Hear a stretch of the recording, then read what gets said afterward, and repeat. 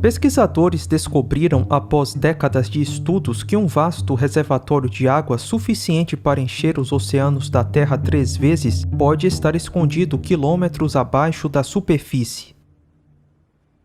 A descoberta indica que a água da Terra pode ter vindo do seu interior e foi levada à superfície pela atividade tectônica. A Bíblia já dizia isso há muito tempo. Por que não acreditaram nela? Ao invés disso, criaram hipóteses mirabolantes, dizendo que os oceanos foram formados por rochas de gelo que vieram do espaço.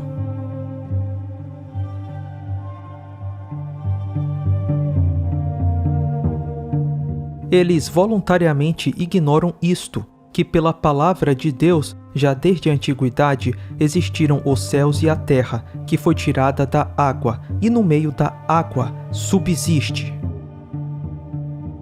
Cientistas russos descobrem oceano gigantesco nas profundezas da Terra.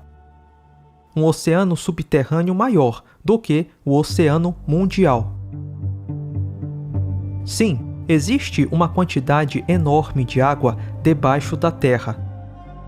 E era exatamente isso que esperávamos encontrar caso um dilúvio que inundou toda a Terra tivesse acontecido.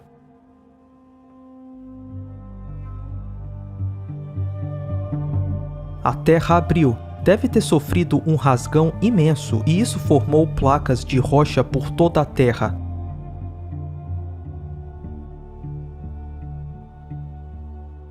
Podemos ver cicatrizes dessa rachadura ainda hoje. A mais conhecida é a falha de San Andreas.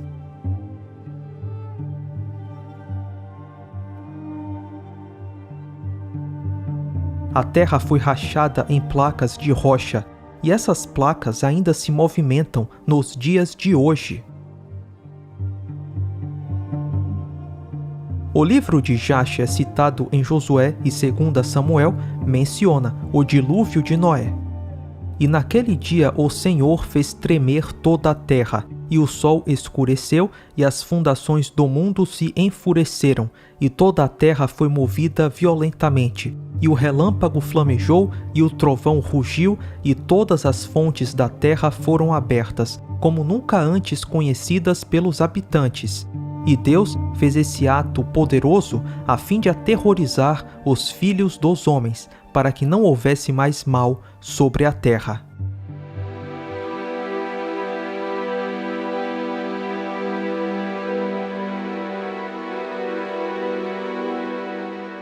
Dilúvios e desastres naturais são terríveis. Em 2004, por conta de tsunamis, mais de 250 mil pessoas morreram na Indonésia, Sri Lanka, Índia e Tailândia.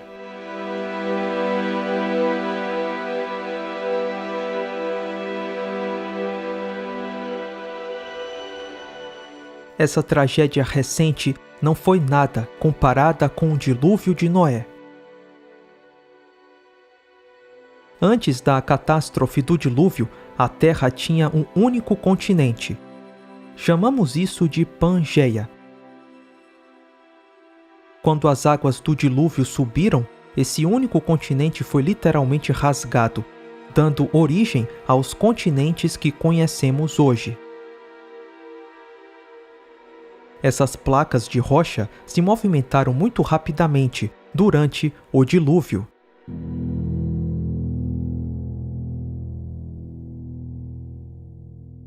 E quando a Terra se movimenta, ocorrem terremotos, tsunamis e vulcanismo. Uma verdadeira catástrofe.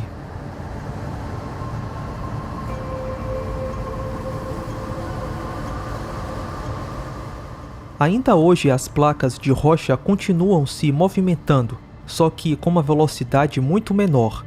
Alguns centímetros por ano.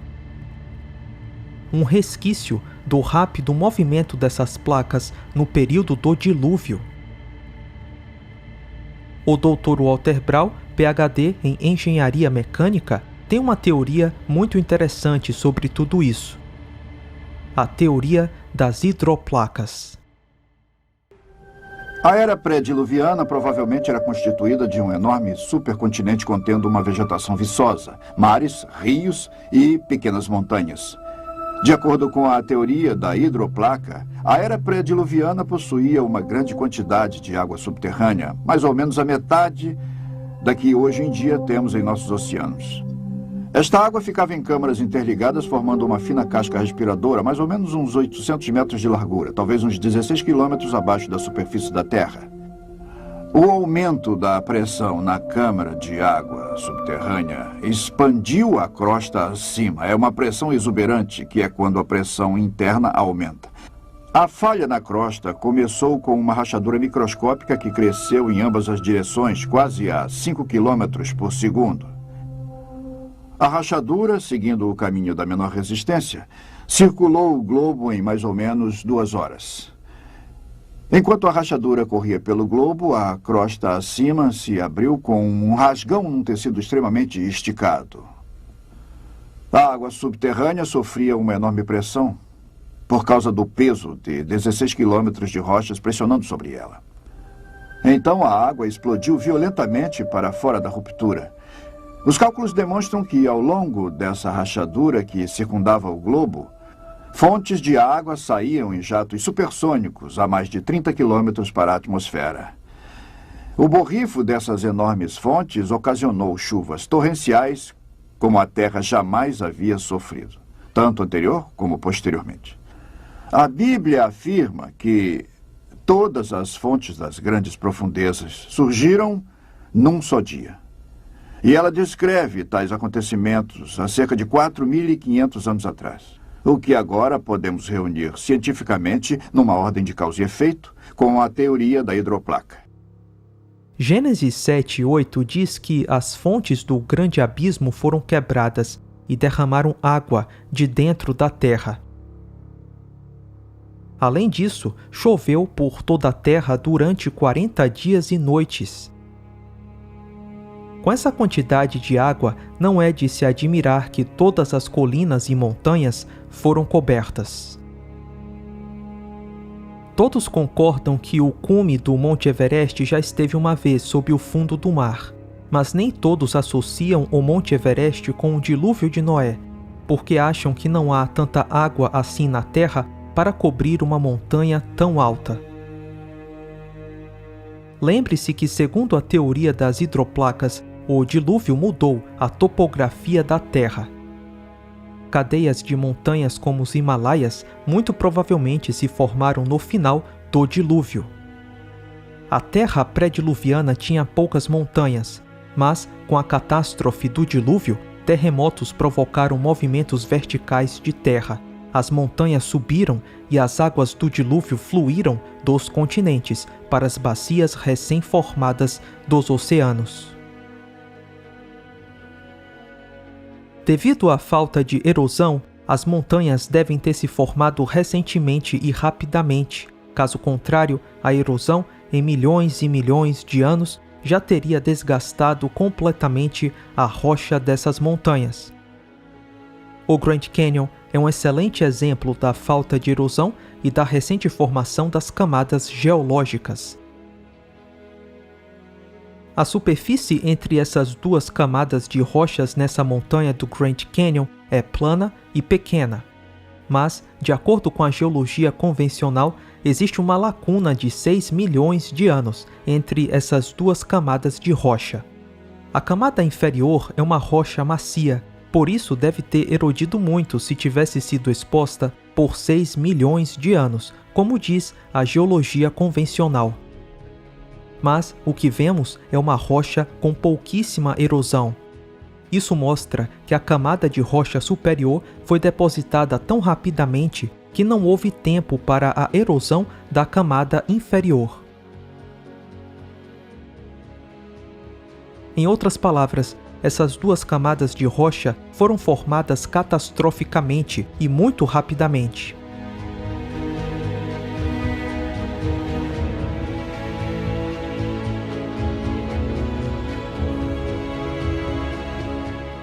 Além da falta de erosão de rochas com supostos milhões e milhões de anos, existem também rochas literalmente dobradas.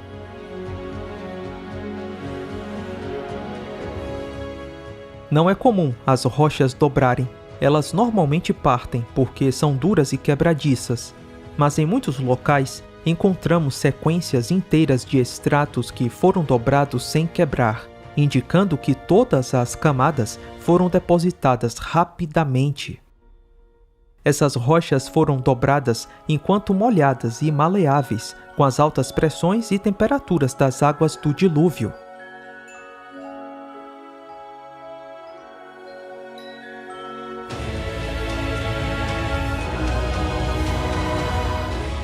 Essas rochas endureceram depois do dilúvio. Rock is brittle.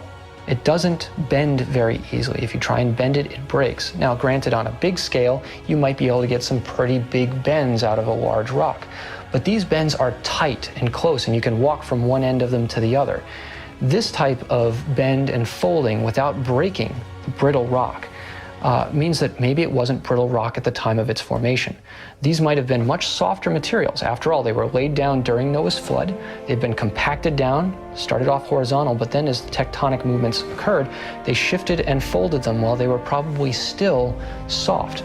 So when we look at it this way, what we realize is that the really tall mountain chains, the Alps, the Rockies, the Himalayas, they didn't exist before the flood.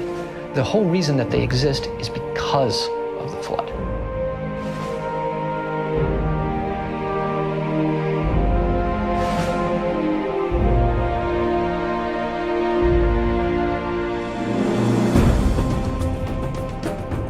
So basically, when we look at the geology of the Earth, we find that present processes do not explain what we see.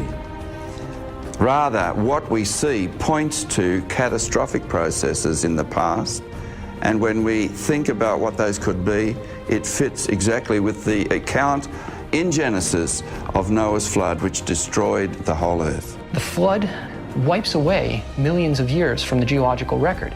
Those millions of years are necessary for evolution to occur. No millions of years, no evolution. Com o dilúvio de Noé, os bilhões e bilhões de anos da história da Terra desaparecem.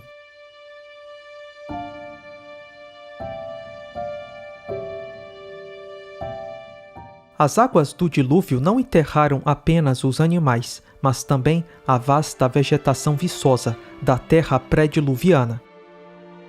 O sepultamento dessa quantidade enorme de vegetação da terra pré-diluviana foi rápido. As águas do dilúvio, com altas pressões e temperaturas envolvidas, formaram o carvão e o petróleo que temos hoje na Terra. Cientistas na década de 80 conseguiram criar carvão artificial, apenas submetendo a matéria orgânica a altas pressões e temperatura. O artigo diz: o processo é bem menos complicado do que era anteriormente imaginado ser necessário e fornece um novo entendimento acerca da estrutura do carvão e de como alterá-la. Esse trabalho foi publicado depois na Nature. O artigo da Nature diz: o Innas e seus colegas do Laboratório Nacional Argonne levaram menos de um ano para preparar um carvão sintético inteiramente caracterizado. O material que produziram não pode ser distinguido do carvão verdadeiro. Em menos de um ano, um carvão sintético que não pode ser diferenciado do natural foi produzido. Lembre-se que, segundo o evolucionismo, a síntese do carvão se deu há mais de 200 milhões de anos. Já sabemos que o carvão pode ser produzido muito rapidamente, sob certas condições de temperatura e pressão.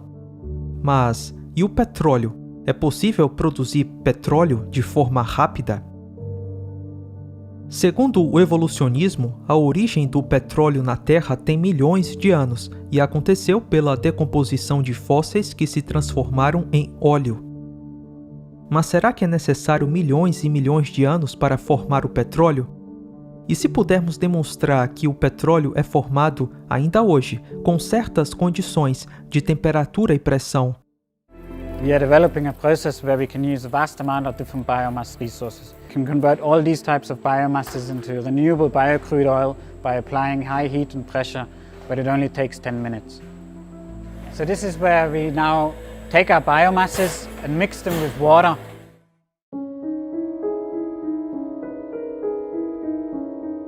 Todas as experiências mostraram que só foi possível formar petróleo sintético quando a água muito quente foi introduzida. Além disso, existe evidência de formação natural de petróleo acontecendo agora. No Golfo da Califórnia, a uma profundidade de 2.000 metros do nível da água, existe um depósito de sedimentos orgânicos. Abaixo do depósito, a água superaquecida está sendo pressionada para cima. Petróleo está sendo formado pela interação dos sedimentos orgânicos com essa água quente. Esse petróleo hidrotérmico não pode ser diferenciado do petróleo cru retirado de poços perfurados. A questão é, a origem do petróleo ao redor de todo o mundo pode ser explicada por um processo termal de água quente similar ao que acontece no Golfo da Califórnia. É concebível que um grande dilúvio mundial tenha sido essencial na produção das enormes reservas de petróleo do Oriente Médio e de outras partes do mundo. A vasta quantidade de vegetação coberta pelas águas do dilúvio, misturada a uma água superaquecida, poderia formar petróleo nos volumes que vemos atualmente.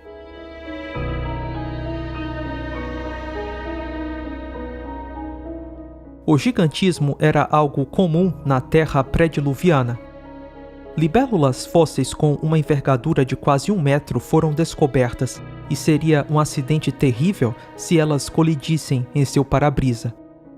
Existem também fósseis de formigas gigantes, vespas gigantes, abelhas gigantes, aranhas gigantes, tartarugas gigantes.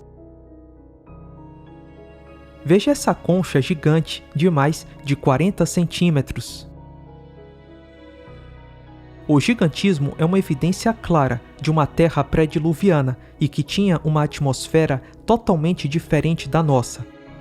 Essa atmosfera e a maior proteção que a Terra pré-diluviana tinha da radiação do espaço permitiu que os animais crescessem tanto ao ponto de serem gigantes.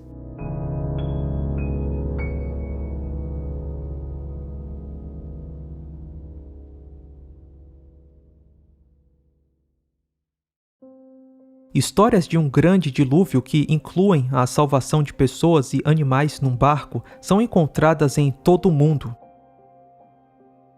Se de fato aconteceu um dilúvio mundial, seria esperado encontrar várias narrativas desse dilúvio por diferentes povos. E é exatamente isso que temos. Relatos de um grande dilúvio existem praticamente em todos os povos antigos. Povos antigos que não se conheceram falavam de um grande dilúvio, onde um pequeno grupo de pessoas era salvo.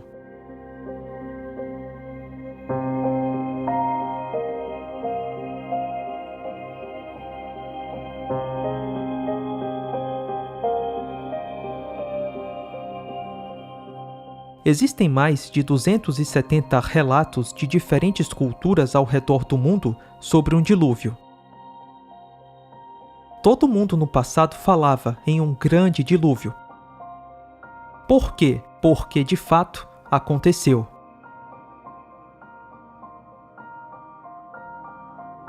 Com o passar das gerações, as histórias sobre o dilúvio foram se modificando. Mas ainda assim, podemos perceber muitos pontos em comum.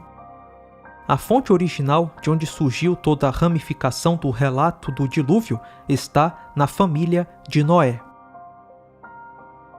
A Bíblia diz que a terra foi destruída durante o dilúvio. A terra antes e depois do dilúvio não é a mesma. E ainda hoje, podemos ver inúmeras evidências dessa recente catástrofe por águas.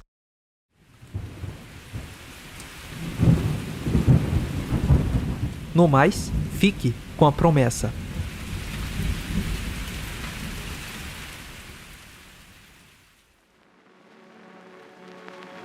The world is here and static, but I am asymptomatic. I'm the only one out here on the floor. The foundation is shaking and the windows all are breaking, but I'm not about to run for the door.